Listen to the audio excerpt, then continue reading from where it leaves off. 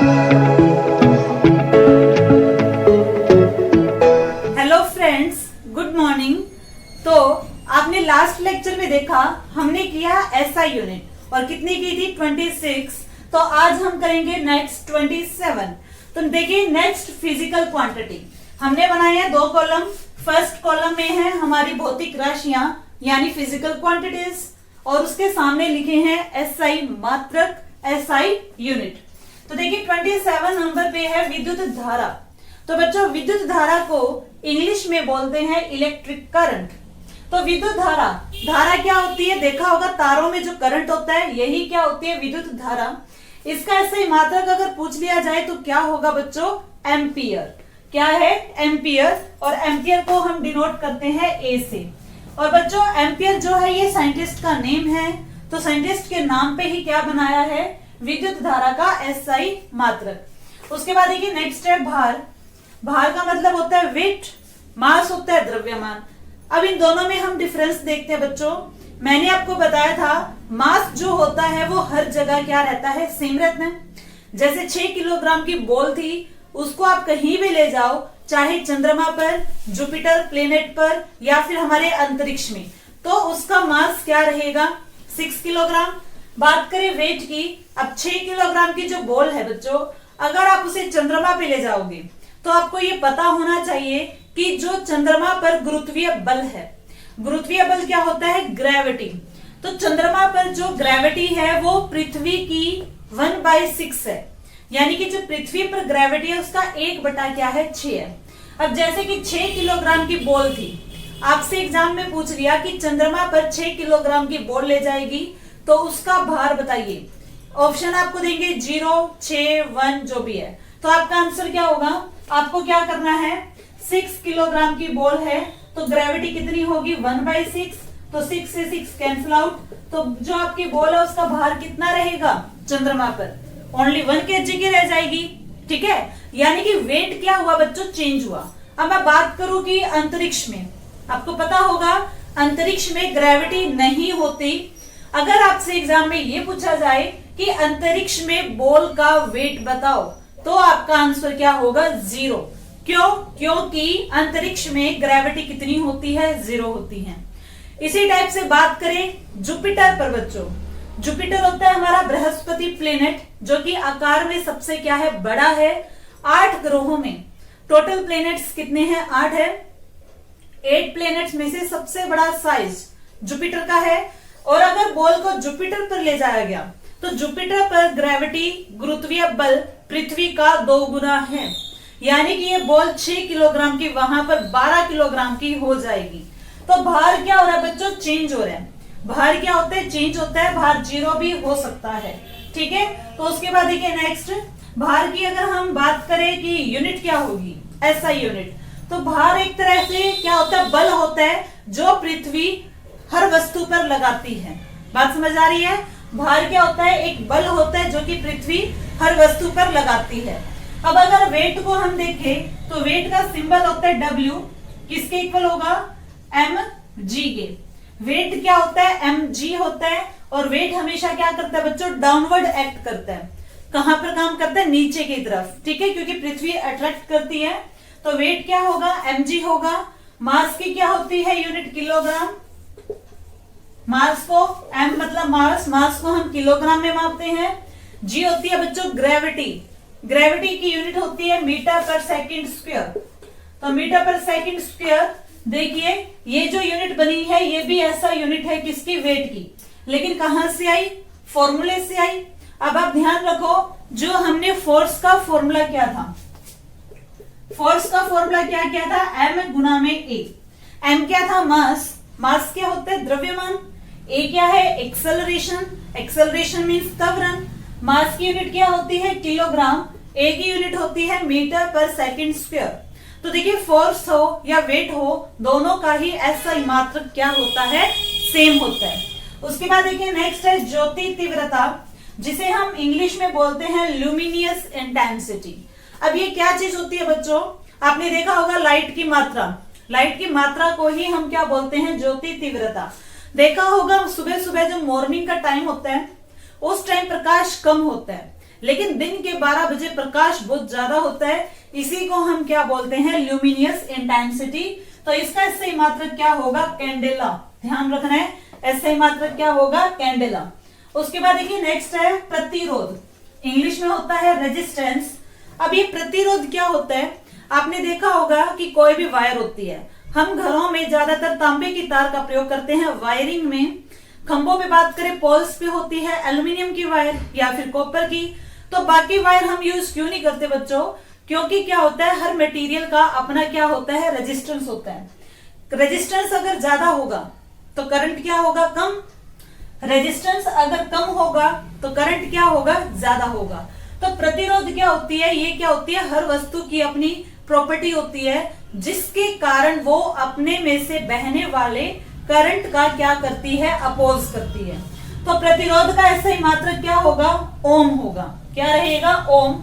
ओम भी कौन है बच्चों, ये भी एक साइंटिस्ट है, वैज्ञानिक है, उन्हीं के नाम पर प्रतिरोध का क्या दिया गया, एसआई मात्रक। उसके बाद चलिए नेक्स्ट है विद्युत विभव, जिसे हम बोलते हैं इलेक्ट्रिक पोटेंशियल या फिर विभवांतर, या फिर हम क्या बोलेंगे इसे, विभवांतर, यानी कि पोटेंशियल डिफरेंस। अब इसकी यूनिट क्या होगी बच्चों, ये होती है वोल्ट। अगर कि करंट कब फ्लो करेगा किसी भी सर्किट में, जब सर्किट में क्या होता है, पोटेंशियल डिफरेंस होता है। ऐसा ही मात्रक ध्यान रखिए, वोल्ट है। उसके बाद देखिए नेक्स्ट है 32 नंबर पे विद्युत ऊर्जा। विद्युत ऊर्जा, देखिए ऊर्जा एक अलग थी, ये विद्युत ऊर्जा है। और विद्युत ऊर्जा क्या होती है, इलेक्ट्रिकल एनर्जी। विद्युत ऊर्जा क्या है बच्चों, इसी के अकॉर्डिंग हमारे घरों में क्या है, बिल आते हैं। ठीक है, फॉर्मूला क्या होगा इसका, किलोवाट घंटा। किलोवाट घंटा, जैसे एक बल्ब है 100 वाट का, कितने घंटे ऑन रहा, तो वहां से हम क्या करते हैं, यूनिट निकाल लेंगे। जैसे कि इसको हम डिनोट करते हैं ई से। ई बराबर होगा पावर गुना में टाइम। पावर को हम लेंगे किलोवाट में, टाइम को हम लेंगे घंटे में। ठीक है, विद्युत ऊर्जा जो है इसका ऐसा ही मात्रक किलोवाट घंटा ही होगा। अगर हमें न्यूमेरिकल करते टाइम क्या दे रखा है, बल्ब दे रखा है, या फिर हमें कोई फैन दे रखा है, या कोई भी एप्लियंसेस दे रखी हैं, तो अगर उसकी आपको पावर दे रखी है, तो सबसे पहले बच्चों अगर वो वोट में है तो आप उसे चेंज करोगे किलोवाट में। अगर टाइम मिनट या सेकंड या डेज में है तो आप उसे चेंज करोगे घंटे में। अब मान लो एक CFL है 20 वाट की, 24 घंटे ऑन रही, ठीक है, तो आप यहां से यूनिट निकाल सकते हो। कैसे निकालोगे, अब मैंने कहा 20 वाट, हमें किस में बदलना है, किलोवाट में। 1 किलोवाट में वाट होते हैं 1000, और वोट को जब किलोवाट में चेंज करोगे तो 1000 से क्या कर दोगे, डिवाइड कर दोगे। और इंटू में मैंने कहा 24 घंटे ऑन रही, तो इंटू में टाइम घंटे में ही दे रखा है, तो क्या आएगा 24। तो 0 से 0 कैंसिल आउट, 2 से ये कटेगा 50 पे, ये भी जाएगा अगेन 2 पे, क्या ये आगे जाएगा, नहीं जाएगा, तो डिवाइड कर लेना। जो आपका आंसर आएगा वही क्या होंगी, यूनिट्स होंगी। CFL अगर 24 घंटे ऑन रहती है तो आप यूनिट निकाल सकते हो कि कितनी यूनिट निकलेंगी।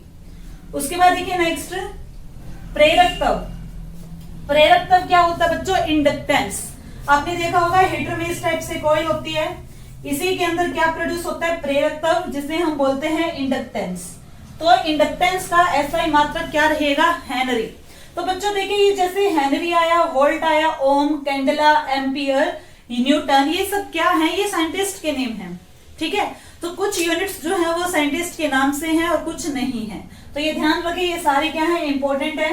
33 के बाद चलिए नेक्स्ट 34 पे, विद्युत धारिता, जिसे हम बोलते हैं कैपेसिटेंस। कैपेसिटेंस किसकी होती है बच्चों, कैपेसिटर की।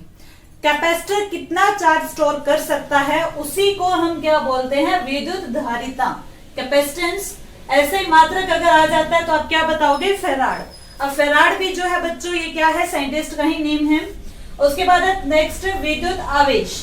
विद्युत आवेश को हम क्या बोलेंगे, चार्ज, इलेक्ट्रिक चार्ज। चार्ज का ऐसा ही मात्रक क्या होता है बच्चों, कूलम होता है, इंग्लिश में हम बोलेंगे कूलम। अगेन एक साइंटिस्ट का क्या है, ये नेम है। उसके बाद देखिए चुंबकीय प्रेरण। चुंबकीय प्रेरण जिसे हम बोलते हैं मैग्नेटिक इंडक्शन। मैग्नेटिक इंडक्शन का ऐसा ही मात्रक होता है बच्चों टेस्ला।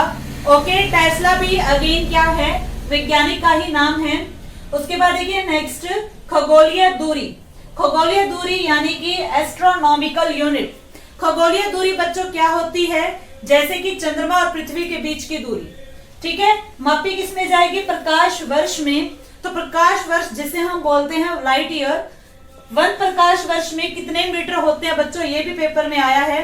तो क्या रहेगा देखिए 1.495 इंटू में 10⁻11 मीटर क्या है, 1 लाइट ईयर की वैल्यू है, ठीक है। उसके बाद देखिए नेक्स्ट, लेंस की क्षमता।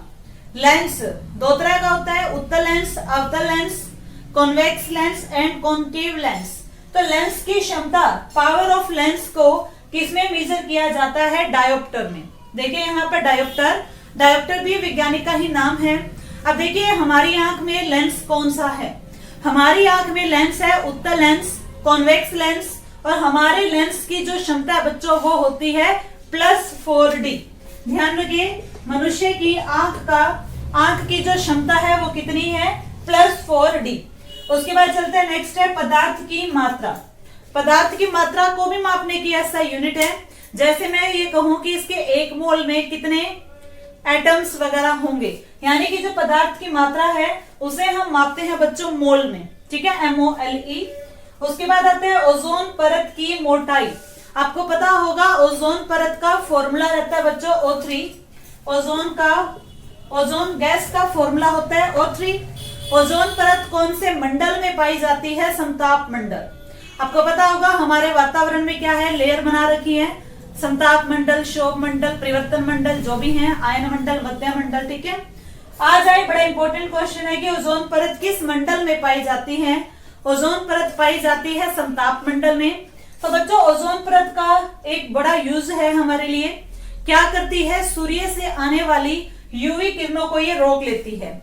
यूवी किरणें, अल्ट्रावायलेट रेज, जिनसे होता है स्किन कैंसर, यानी कि ओजोन परत हमारे लिए बहुत जरूरी है। आजकल क्या है, नाउअडेज ओजोन परत में छेद हो गए हैं, जैसे कि पहला छेद हुआ अंटार्कटिका में, दूसरा छेद हुआ उत्तरी अंटार्कटिका में, ठीक है। तो यानी कि ओजोन परत की मोटाई कम हो रही है, इसे भी मापने की यूनिट क्या रहेगी, डोप्सन। उसके बाद देखिए नेक्स्ट है ध्वनि की तीव्रता, ठीक है, स्पीड ऑफ साउंड को मापेंगे हम डेसिबल में, ठीक है। तो ये बच्चों थी हमारी 41। ये सब यूनिट्स क्या है, बड़ी इंपॉर्टेंट है, एग्जाम्स में आती है, जैसे कि लेंस की क्षमता बहुत बार पूछी गई है, खगोलीय दूरी का ऐसा ही मात्रक आता है, और ये भी आ जाता है कि प्रकाश वर्ष क्या है। कुछ एग्जाम्स में थोड़ा सा घुमा के पूछा गया कि लाइट ईयर क्या है, किसको मापने की यूनिट है। तो बच्चों लाइट ईयर दूरी को मापने की क्या है, इकाई है। 1 लाइट ईयर में कितने मीटर होते हैं, ये भी एग्जाम में देखा गया, तो ये वैल्यू आपको याद करनी है। ध्यान रखिए अगर आप यहाँ 2 डिजिट में आंसर निकालोगे तो 1 पॉइंट, आप लास्ट डिजिट को देखोगे, लास्ट अंक को देखोगे, वो क्या है 9। 5 से अगर बड़ा हो तो आगे 1 नंबर बढ़ेगा, तो यहाँ 4 की जगह क्या होगा, 5 होगा। और किलोमीटर में भी आप अपना आंसर देख लेना, तो कुछ घुमा के भी वैल्यू दी जा सकती है। उसके बाद ध्वनि की तीव्रता भी बहुत बार आती है, ओजोन परत की मोटाई, चुंबकीय प्रेरण, ये सब बच्चों क्या है, इंपॉर्टेंट है। उसके बाद देखिए 41 के बाद 42। देखो बच्चों नेक्स्ट, जल प्रवाह की दर क्या है, ये भौतिक राशि, इसे मापेंगे हम क्यूसेक में। तो देखिए थोड़े टफ भी आ जाते हैं, तो हम सारे ही कवर करेंगे। उसके बाद है वायुमंडलीय दाब, एटमॉस्फेरिक प्रेशर। अब एटमॉस्फेरिक प्रेशर क्या होता है बच्चों, हमारे वायुमंडल में क्या है, गैसेज हैं। बात करें सबसे ज्यादा है नाइट्रोजन, कितना प्रतिशत, 78। Number 2 oxygen 21, CO2 0.003, other gases 0.001। तो बहुत सारी गैसेज हैं जो कि मिलकर हमारे पृथ्वी पर क्या लगाती हैं, दाब लगाती हैं, उसे ही क्या बोलते हैं हम, वायुमंडलीय दाब। वायुमंडलीय दाब को मापने का तो यंत्र होता है बच्चों बैरोमीटर, और यूनिट की बात करें तो क्या होगा, बार। वायुमंडलीय दाब को हम किस में मापेंगे, बार में मेजर करेंगे। उसके बाद आता है बच्चों समतल कोण, जिसे हम बोलते हैं प्लेन एंगल। एंगल को मापने की ऐसा यूनिट रहेगी रेडियन, ध्यान रखें क्या रहेगी, रेडियन। उसके बाद है ठोस कोण। ठोस कोण होता है सॉलिड एंगल, ये 3D में बनता है बच्चों, 3D ऑब्जेक्ट जैसे कि वाटरमेलन, तरबूज होते हैं, तो उसकी यूनिट क्या रहेगी, स्ट्रेडियन। उसके बाद आता है बच्चों ज्योति फ्लक्स, जिसे हम बोलते हैं ल्यूमिनियस फ्लक्स। ध्यान रखिए एक तो था ज्योति तीव्रता और यहाँ पर है ज्योति फ्लक्स, दोनों में थोड़ा सा डिफरेंस है। ज्योति फ्लक्स को मापने की यूनिट रहेगी ल्यूमेन। उसके बाद चलते हैं नेक्स्ट, जो कि है बच्चों कोणीय वेग। आपने सिंपल वेलोसिटी पढ़ी थी जो कि होती है डिस्टेंस अपॉन में टाइम, लेकिन अगर वेग के आगे कोणीय लगा दें यानी कि बनेगा एंगुलर वेलोसिटी। तो एंगुलर वेलोसिटी को मापेंगे रेडियन पर सेकंड में, रेडियन पर सेकंड में। इसी टाइप से अच्छा बच्चों नेक्स्ट तरंग दैर्ध्य। तरंग दैर्ध्य होता है इंग्लिश में वेवलेंथ। वेव आपने देखी होगी, वेव होती है बच्चों इस टाइप से। तो वेवलेंथ को मापने की ऐसा यूनिट रहेगी एंगस्ट्रॉम, जो कि अगेन एक वैज्ञानिक का ही नाम है। उसके बाद चलिए, जैसे आपने पढ़ा कोणीय वेग, समतल कोण रेडियन होता है, कोणीय वेग रेडियन पर सेकंड होता है। तो कोणीय त्वरण क्या होगा, जैसे कि आपने एक्सेलरेशन पढ़ा था बच्चों त्वरण, अगर हम सीधा त्वरण पढ़ते हैं उसकी ऐसा यूनिट मैंने आपको बताई थी मीटर पर सेकंड स्क्वायर। इसी टाइप से यहाँ पर भी क्या होगा, रेडियन पर सेकंड स्क्वायर, यानी कि जो यहाँ टाइम है उसका, उसकी जो यूनिट है उसका क्या होगा, वर्ग हो जाएगा। ठीक है। उसके बाद है नेक्स्ट हमारे पास चुंबकीय फ्लक्स, जिसे हम बोलते हैं मैग्नेटिक फ्लक्स। तो चुंबकीय फ्लक्स क्या होता है बच्चों, मैग्नेट के चारों ओर, बताया था मैंने आपको, ये मैग्नेट है मान लो, इसके चारों ओर क्या है, चुंबकीय क्षेत्र है। चुंबकीय क्षेत्र में क्या होंगी, चुंबकीय लाइन होंगी। उन्हीं लाइंस को हम क्या बोलते हैं, फ्लक्स बोलते हैं। तो फ्लक्स की क्या रहेगी बच्चों, वेबर रहेगी। और ये इंपॉर्टेंट है, एग्जाम में पूछा भी गया है। चुंबकीय फ्लक्स का एसआई मात्रक फील्ड इंस्पेक्टर के एग्जाम में आया था, तो ध्यान रखिए वेबर। यानी कि यूनिट्स है बच्चों बहुत सारी, जो कि कहीं ना कहीं से तो एग्जाम में पूछ ली जाती है। तो चैप्टर आपका इंपॉर्टेंट है। नेक्स्ट बच्चों, नेक्स्ट फिजिकल क्वांटिटी, जो कि है गुप्त उष्मा। गुप्त उष्मा होती है लेटेंट हीट, ये छुपी हुई उष्मा होती है जो कि हमें दिखाई नहीं देती। जैसे कि हम पानी को बॉईल करते हैं, वाटर को बॉईल करते हैं, तो 100 डिग्री सेल्सियस पे वो उबलता है, लेकिन उससे पहले जो हम हीट दे रहे थे वो कहां पे गई, उसी हीट को क्या बोलते हैं बच्चों, गुप्त उष्मा। गुप्त उष्मा क्या रहेगी, जूल पर किलोग्राम। एसआई मात्रक की बात करें तो क्या होगा, जूल पर किलोग्राम। उसके बाद नेक्स्ट है हमारे पास विशिष्ट उष्मा, जो कि होगी स्पेसिफिक हीट। स्पेसिफिक हीट का एसआई मात्रक होगा जूल पर किलोग्राम पर केल्विन। यहाँ पे बच्चों सेम है, बट यहाँ पर टेम्परेचर और आ जाएगा, और टेम्परेचर को हम मापते हैं केल्विन में। उसके बाद आता है इनर्शिया। इनर्शिया क्या होता है बच्चों, जड़त्व। ठीक है, तो इसका क्या होगा, आई से डिनोट किया जाता है इनर्शिया को, जड़त्व को। फॉर्मूला होता है मास गुना में डिस्टेंस का स्क्वायर। तो मास को हम मापते हैं किलोग्राम में, और आर का मतलब दूरी है, डिस्टेंस है, डिस्टेंस को हम मापते हैं मीटर स्क्वायर में। तो ये बन जाएगा किलोग्राम मीटर स्क्वायर। उसके बाद आता है बच्चों गुरुत्वाकर्षण स्थिरांक, जिसे हम बोलते हैं कैपिटल जी, ग्रेविटेशनल कांस्टेंट। इसका क्या रहेगा बच्चों, न्यूटन मीटर स्क्वायर बाय में किलोग्राम का क्या है, स्क्वायर है। न्यूटन मीटर स्क्वायर बाय में क्या होगा, किलोग्राम स्क्वायर, इसका एसआई मात्रक होगा। ये क्या रहती है बच्चों, स्थिरांक है, इसकी वैल्यू हर जगह सेम रहती है पूरे ब्रह्मांड में। उसके बाद आता है बच्चों विस्कोसिटी। विस्कोसिटी होती है श्यानता। विस्कोसिटी होती है बच्चों गाढ़ापन। जैसे कि आपने देखा होगा लिक्विड दो तरह के होते हैं, एक तो पानी बिल्कुल ही फ्लो करता है, और बात करें शहद की तो शहद धीरे धीरे फ्लो करता है। तो शहद में क्या है, विस्कोसिटी है। तो विस्कोसिटी का भी पेपर में देखो आ जाता है, तो ध्यान रखें एसआई मात्रक होता है पोइज। लेकिन एक और बन सकता है फॉर्मूले से, तो वो बनेगा न्यूटन सेकंड पर मीटर स्क्वायर। तो ये बच्चों आपकी क्या थी, 55 हमने मोस्टली कवर करने की कोशिश की है, फिजिक्स की सारी फिजिकल क्वांटिटीज। लेकिन फिर भी अगर आपको किसी और क्वांटिटी के बारे में जानना हो तो आप कमेंट सेक्शन में राइट कीजिए, या आपका कोई डाउट है इन क्वांटिटीज से रिलेटेड तो भी आप कमेंट सेक्शन में राइट कर सकते हो बच्चों। तो ये थे हमारे एसआई मात्रक, ये आप अच्छे से लर्न कीजिए। Thank you.